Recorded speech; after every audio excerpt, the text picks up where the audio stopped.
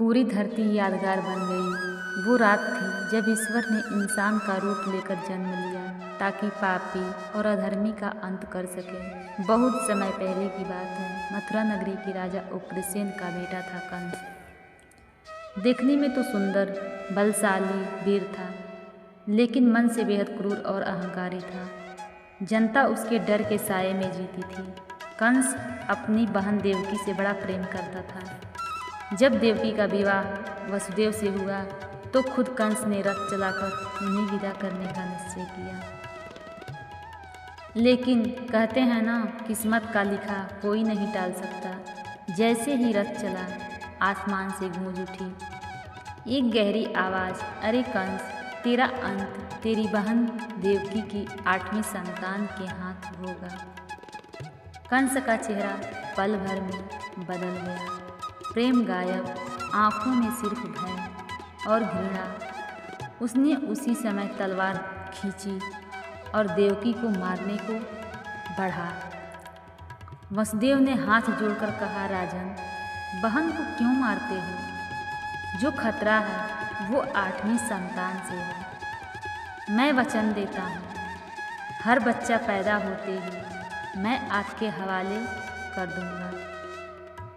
कंस ने बात मान ली, लेकिन एक शर्त रखी। देवकी और वसुदेव को महल के कारागार में कैद किया जाएगा। दिन बीतते गए। देवकी के एक एक करके 6 बच्चे हुए और निर्दयी कंस ने सभी को जन्म लेते ही मार डाला। 7वां बच्चा बलराम योग माया की कृपा से देवकी के गर्भ में, रोहिणी के गर्भ में स्थापित हो गए और गोकुल में जन्म लिया। अब समय था 8वें बच्चे का। बिटिया वो रात, भाद्रपद मास, कृष्ण पक्ष, अष्टमी तिथि, रोहिणी नक्षत्र, आधी रात का समय। बाहर घना अंधेरा, चारों तरफ शांति, लेकिन जेल की कोठरी में एक अनोखा प्रकाश। देवकी और वसुदेव ने देखा, उनके सामने स्वयं भगवान विष्णु प्रकट हो गए। 4 भुजाएं, शंख, चक्र, गदा और कमल धारण किए, पीतांबर वस्त्र, कंठ में कौस्तुभ मणि और चारों ओर दिव्य सुगंध। भगवान बोले, माता पिता, मैं तुम्हारा पुत्र हूँ। मैं तुम्हें और इस दुनिया को कंस के अत्याचार से मुक्त करने आया हूँ, लेकिन अभी मुझे गोकुल में नंद और यशोदा के पास पहुँचा दो। वहाँ मैं बाल रूप में पला बड़ा कर अपने कार्य को पूरा करूँगा। फिर उन्होंने अपना दिव्य रूप त्याग दिया और एक सुंदर नन्हे घुंघराले बालों वाली मृदुल मुस्कान लिए शिशु का स्वरूप धारण कर लिया। अरे फिर क्या चमत्कार हुए।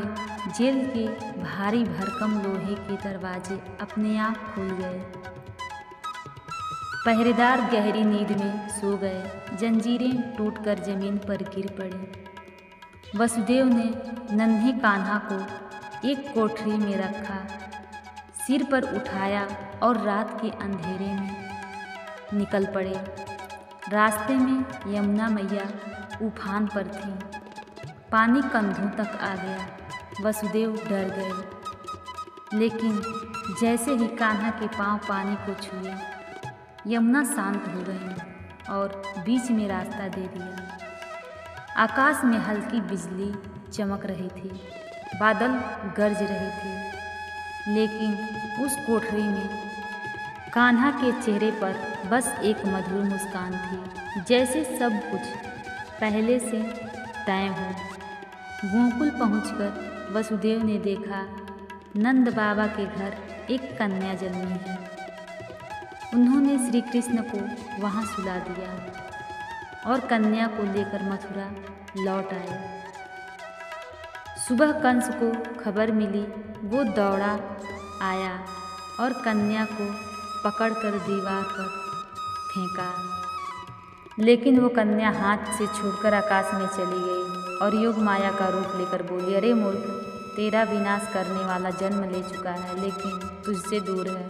कंस का दिल कांप उठा। और इस तरह गोकुल में नंदलाल ने जन्म लिया, माखन चुराने वाले, गोपियों को रिझाने वाले, बंसी बजाने वाले, सबके दिल के प्यारे नटखट कान्हा।